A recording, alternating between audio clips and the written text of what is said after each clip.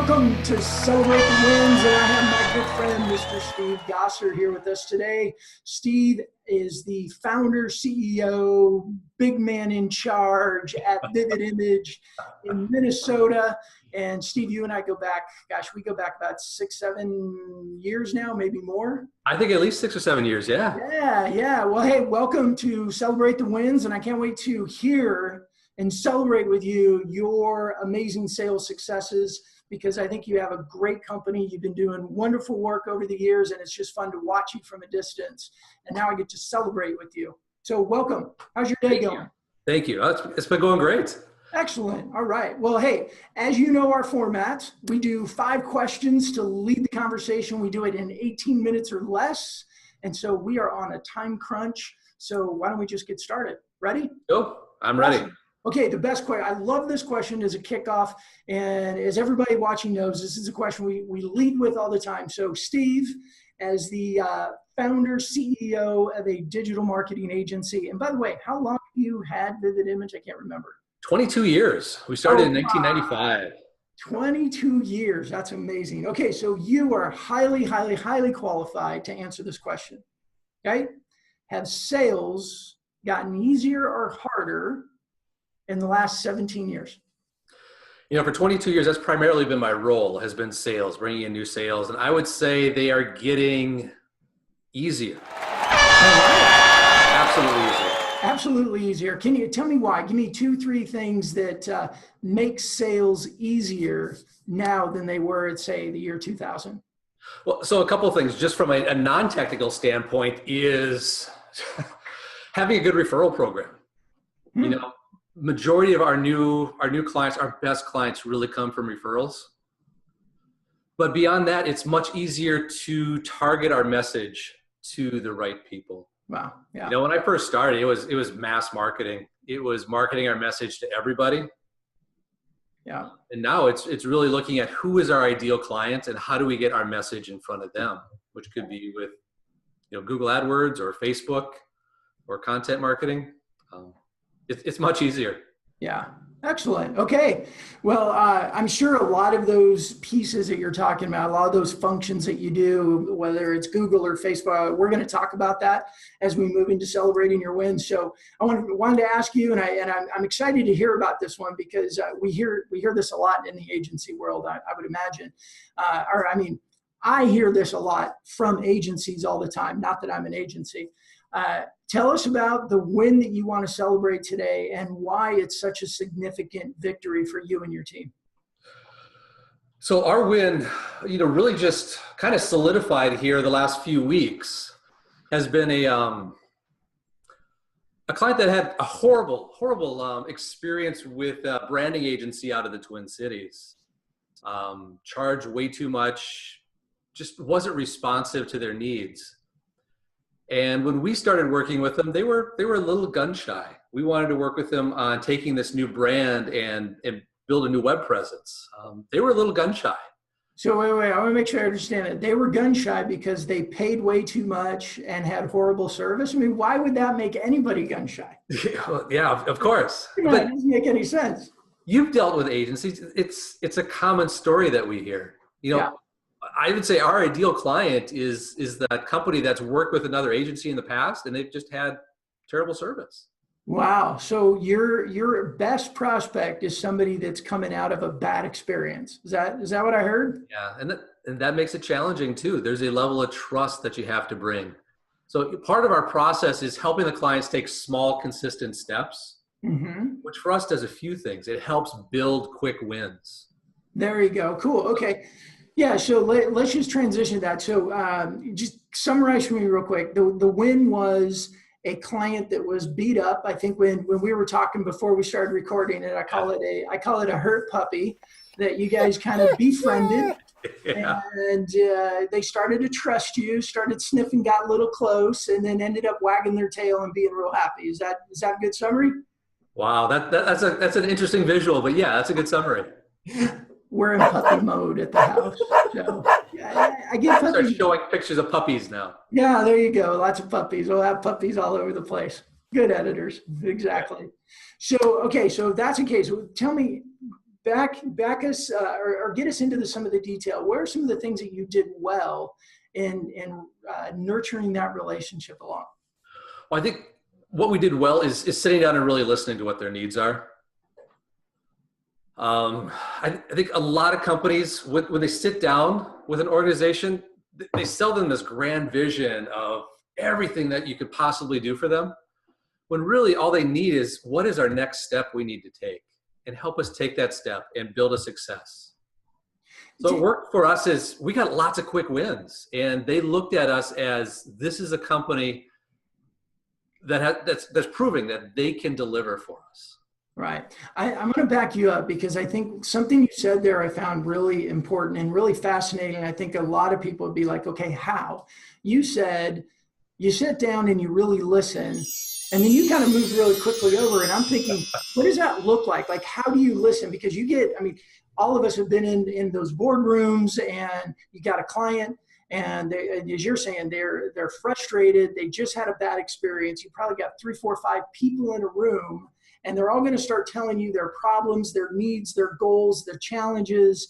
And you just said, what we need to do is really listen. How do you do that? 22 years of experience. Well, share with the rest of us. Yep. Any client we work with, we actually require a strategy. We need to do a strategy, and we call it a rethink process, that we need to rethink your entire marketing. So we want to hear more about what's worked for you with your marketing, with your sales system, what hasn't worked for you. What are some of your short-term goals, your long-term goals? Where are we going? I mean, I don't want to build something that isn't scalable. Got it. I also want to build something that's not sustainable. So, building trust is sometimes it's figuring out what is the budget that we have to work with. That's when we know we've really established a high level of trust, is when we know what that budget is. Oh, well, okay. But our intake process is sometimes it's individual. It's getting people individually to talk about their desires. Sometimes it's as a group and getting people to share. Okay, so in the name of time, I'm going to let you off the hook with, you listened well. Good job. You listened well. What else did you do well in that process that helped you close this deal and celebrate the win?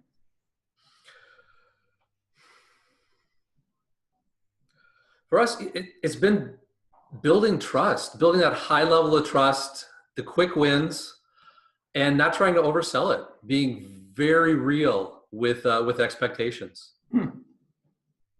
Okay, cool. And I think that's where some agencies get caught up, is you oversell these grand expectations on what's going to happen when we launch this new website.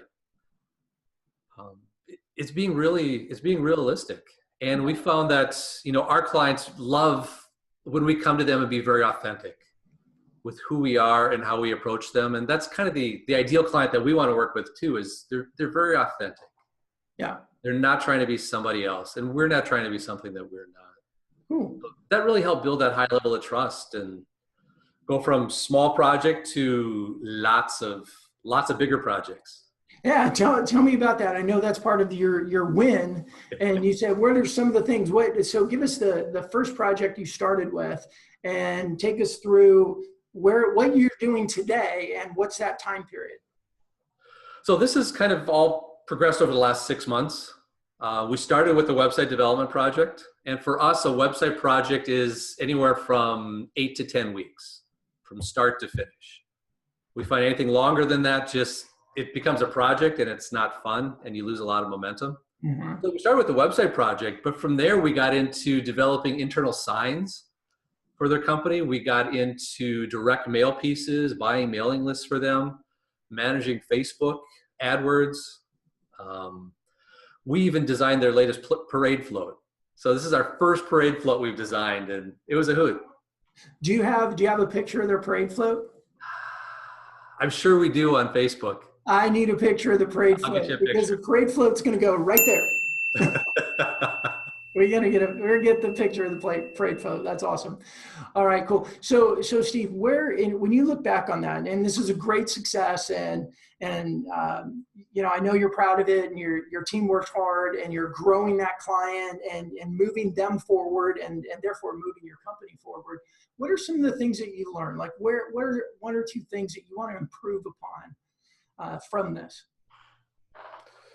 Improve upon from this. For me, it's bringing in the right clients and matching them up with the right account exec. You know, some of our clients, they have this paralysis and they don't know where to go. And at that point, I need account directors that can walk them through a very systematic process. Other clients, they just need a larger vision. They need to see the possibilities. So my biggest learning that I have every day is looking at how can I align the client up with the right team. Got it. So how do you improve in that? I mean, how do you get better at that? And you're going to say 22 years of experience. Yeah. Yeah. It's been a lot of just good conversations with our team. We get together once a month and we talk as a team about projects that have worked and projects that haven't worked, clients that seem to fit really well, and clients that we're having a challenge with that we don't seem to be able to figure out exactly what they're looking for. Yeah. My passions come from helping our existing clients continue to move forward. You know, for us, what I love to do is inspire ideas, those possibilities. But growth really comes from working with our clients and helping them take consistent steps forward. Very cool. Good.